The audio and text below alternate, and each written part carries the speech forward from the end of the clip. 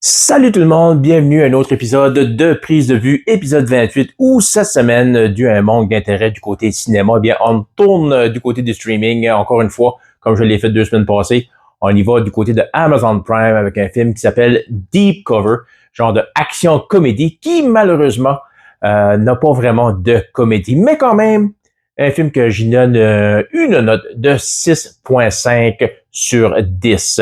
Comme je disais, du point de vue comédie, le film a pas atteint mes attentes, qui étaient déjà quand même assez basses, mais m'a surpris sur d'autres points, peut-être du côté développement de l'histoire, des twists, des revirements, puis tout ça. Puis c'est un film aussi quand même qui a un cast assez intéressant. Un film qui va en vedette quand même Bryce Dallas Howard, Orlando Bloom, Sean Bean, Ian McShane, Paddy Kessendine, lui qui jouait le méchant dans Heads of State, autre film que j'ai parlé 2 semaines passées aussi sur Amazon Prime, joue le méchant dans ce film-là. Film aussi en vedette Nick Mohamed, peut-être un peu moins connu que les autres, mais quand même a eu de la popularité avec l'excellente série Ted Lasso, dont on sait, il revient pour une 4e saison. Yes! Ça fait que c'est le film qui s'appelle Deep Cover, un film qui raconte l'histoire de 3 improvisateurs qui sont soudainement engagés par la police pour tenter d'arrêter des criminels dans le monde de la drogue du côté de Londres en Angleterre. Le film, en partant, commence quand même avec une scène d'action, une scène de course où on voit une femme en bicycle qui, pas en bicycle à pédale, mon motocyclette, en bicycle à gaz, comme on dit, qui vient de voler quelque chose d'un autre groupe. Donc, on va apprendre un peu plus tard que ça va être qu'elle fait partie d'un groupe de crime organisé qui vient de voler de la drogue d'un autre groupe de crime organisé. Puis là, ils sont après la pourchasser à travers la ville en se tirant l'un l'autre, puis tout ça. Puis là, à un moment donné, on passe devant un building et là, la caméra arrête sur cet édifice-là et on va à un plancher où on fait la rencontre du personnage de You, joué par Nick Mohamed, un personnage qui est un IT guy, un gars qui travaille dans l'électronique, s'occupe de l'Internet, puis du Wi-Fi de la compagnie. Tout de suite, on met en plan que le gars est introverti, il n'y a pas vraiment d'éléments de social skills, comme on l'appelle en anglais. Vraiment pas apprécié de personne, incluant son boss. Après ça, on switch au personnage de Marlon, joué par Orlando Bloom, personnage qui est en pleine audition pour jouer à la télévision ou au cinéma. Il fait genre de partie dramatique pour son audition qui donne l'idée que, oh, bon acteur dramatique, ce Marlon-là. Mais finalement, on demande, peux-tu s'il te plaît te tenir au script? Puis on apprend qu'il est plus spécialisé pour faire de la publicité à la télévision, mais lui est déterminé et rêve d'un jour de jouer un rôle dramatique au cinéma. Et après là, on va au personnage de Kat, joué par Bryce Dallas Howard, qui est une comédienne dont sa carrière n'avait jamais vraiment levé. Ça fait qu'elle est un peu comme réduite, si tu veux, à donner des cours d'improvisation à tous les semaines dans un bar. On la voit avec ses amis, que tous ses amis sont devenus des succès, puis elle essaie de prétendre qu'elle a autant un gros succès que les autres, tandis qu'elle l'est pas vraiment. Là, à un moment donné, on voit le personnage de You qui marche en ville, puis il est un peu comme déprimé par sa vie en général. Voit qu'est-ce qui se passe dans ce bar-là, décide d'aller voir, puis là, c'est là que les trois se rencontrent parce que le personnage de Marlon, Orlando Bloom, lui, est déjà là, puis il connaissait déjà Kat. Et lui, vraiment, écoute, il connaît à l'impro, ça fait qu'il est pas vraiment intéressé, mais il va, puis malgré le fait qu'il est malhabile, fait un peu rire les gens. Puis là, c'est là qu'on voit l'arrivée d'un policier du nom de Billings, joué par Sean Bean, et décide de les engager tous les trois pour une opération secrète police pour arrêter un trafiquant de cigarettes illégales, de contrebande. Les deux, évidemment, ils disent, écoute, on n'est pas des policiers, on n'a aucune expérience là-dedans. Ça fait que c'est sûr qu'on va dire non, mais on dit, écoute, on vous paye, ils payent, je pense, 200$ chaque. Si je me trompe pas, puis étant donné qu'ils sont un peu comme désespérés, ben ils disent, pourquoi pas? De toute façon, tout ce qu'il y a à faire, c'est d'aller d'un dépanneur, donner le code secret pour que le gars à la caisse sort la cigarette de contrebande, puis aussitôt que la transaction est faite, ben là, la police va arriver, puis les arrêter. Ça fait que, mais comme je disais, et puis comme vous pouvez l'imaginer, ils ont vraiment aucune expérience dans le domaine, ils savent pas qu'est-ce qu'ils font, puis ils décident justement d'appliquer les règles d'improvisation. Puis si tu n'as jamais fait d'improvisation, ben il y a une règle un peu non écrite, mais qui doit être comme pas mal tout le temps respectée, que lorsqu'on t'offre une situation, tu dois jamais la refuser. C'est quand tu fais de l'improvisation, peu importe ce qui se passe, tu l'acceptes, tu y vas avec, parce que c'est ça qui va donner souvent des moments drôles. C'est l'improvisation, c'est pas juste aller là, dire une joke ou un punch, puis s'attendre que le monde rit, c'est vraiment de créer des situations, des moments, et c'est là, justement, étant donné que c'est improvisé, c'est inventé à la seconde près, ben c'est là que ça va rendre les choses drôles du côté improvisation. Ça fait que lui, il sort des cigarettes de contrebande, puis après, il offre s'ils veulent d'autres choses, puis étant donné qu'ils peuvent pas vraiment dire non dû à leur background d'impro, ben ils disent oui. Et là, ben, OK, vous autres, vous voulez de quoi de plus tough, de plus dur, de plus fort?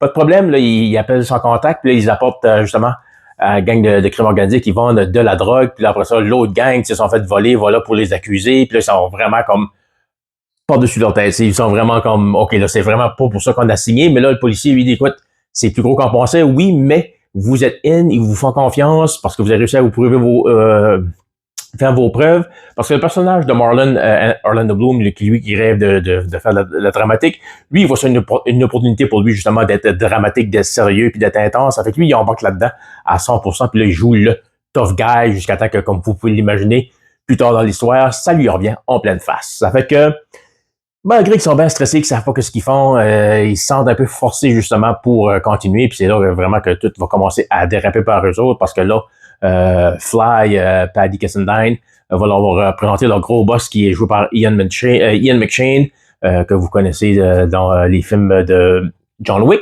Et lui, on voit tout de suite que c'est un gars qui niaise pas avec le POC, tu fais pas l'affaire, il va te tuer puis il va passer à autre chose. Ça fait que là, on est en mode de panique parce qu'on veut vraiment pas dealer avec quelqu'un comme ça, surtout que c'est 3 improvisateurs, encore une fois, aucune expérience, que ce soit dans la police, que ce soit détective ou quoi de même, ça fait que c'est encore en mode panique, mais au fur et à mesure que l'histoire avance, tu t'aperçois que il y a de quoi de louche avec le policier Billings, M. Sean Bean lui-même, et évidemment, ça va venir à entrer en jeu justement plus tard dans le film, où là, vraiment, tout va déraper pour le trio, et là, ils vont être embarqués vraiment dans une histoire où ils vont avoir peur pour leur vie, mais avec le revirement, avec les twists, avec l'action qui se passe, ça réussit quand même à tout survivre l'histoire, puis après ça, il y a d'autres développements qui doivent aider le personnage de Fly, qui, oui, il est un méchant, mais il est pas aussi méchant que le personnage d'Ian McShane, McCalf, que lui, il est vraiment intense, il est vraiment comme cruel à 100%. Lui-même, Fly, aimerait ça se sortir de là à un moment donné. Ça fait que c'est pas mal ça l'histoire en résumé. Là, je résume ça un peu pas mal parce que je veux pas te donner de punch, parce qu'il y a du revirement, il y a de l'action, puis il y a du développement justement de personnages quand même assez intéressant, puis je veux pas te ruiner ça. 6 sur 10, 6.5 sur 10, pourquoi une note quand même un peu basse? Parce que, comme je disais, le film a pas vraiment atteint mon objectif autant niveau humoristique, quoique je m'attendais à pas grand-chose. Je m'attendais quand même de rire parce que la prémisse, faut que t'admets que c'est quand même drôle. Puis je pense qu'il y avait du potentiel à compter des jokes. Pas que j'ai pas ri, mais j'aurais aimé rire un peu plus que ça. C'est un peu comme Heads of State aussi sur Amazon Prime. On dirait par le 3e acte, là, je riais à un rythme plus régulier, mais on dirait que ça a pris du temps. Pour ce film-là, l'humour, ça part jamais vraiment. C'est ici et là, puis that's it. Mais si t'aimes film détective, film espion, ça pourrait être quand même un film pour toi. C'est comme moi, t'as fait de l'improvisation.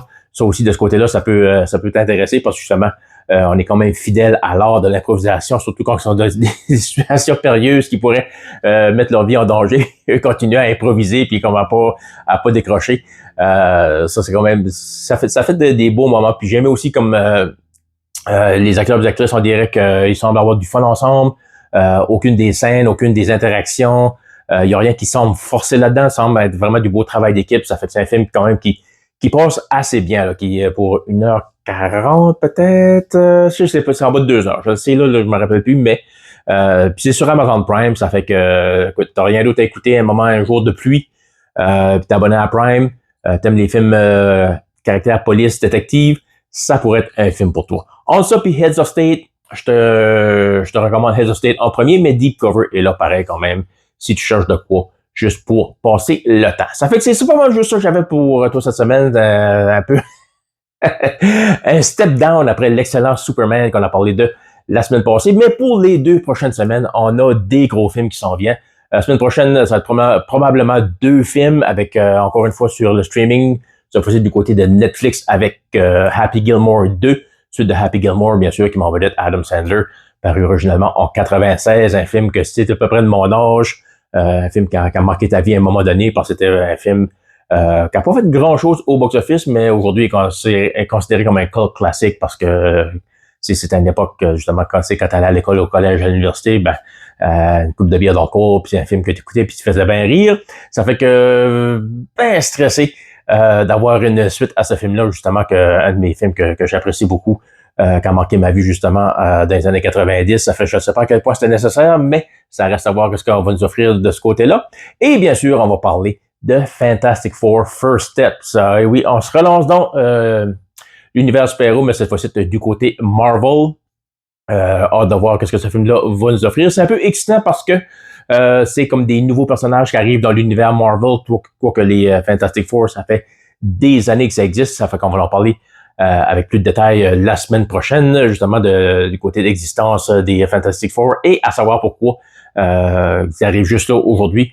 Cette année en 2025 dans l'univers Marvel, quand cet univers-là a commencé quand même à peu près en 2008. Ça fait que tout ça va nous arriver. Puis après ça, dans 2 semaines, au niveau dans le monde de la comédie avec le film The Naked Gun avec Liam Neeson. Un film qu'au début, j'étais comme pas vraiment content qu'on allait justement se relancer dans cet univers-là des films de Naked Gun qui avaient sorti fin années 80, années 90 avec Liam Neeson à l'époque. Puis écoute, ça c'est c'est des classiques de l'humour. Encore une fois, c'était de mon âge, ces films-là aussi t'ont marqué autant que Happy Gilmore. Mais là, quand j'ai vu que c'était pas un reboot, mais ça continuait justement cette histoire-là, l'univers qui était offert par ces films-là. Et j'ai vu le trailer, ben là, ça m'a fait bien rire. Ça fait que là, je suis bien excité pour ce film-là. Ça fait que cette semaine, quand même, assez simple. Deep Cover sur Amazon Prime. Un film que je vous recommande sans trop vraiment être excité pour, mais un film qui m'a comment il dit ça, qui m'a diverti. Bon, c'est ça le mot que je cherchais, le mot diverti. Film qui a fait sa job de ce côté-là. Ça fait que là-dessus, on s'en parle la semaine prochaine avec film de streaming et aussi film de cinéma.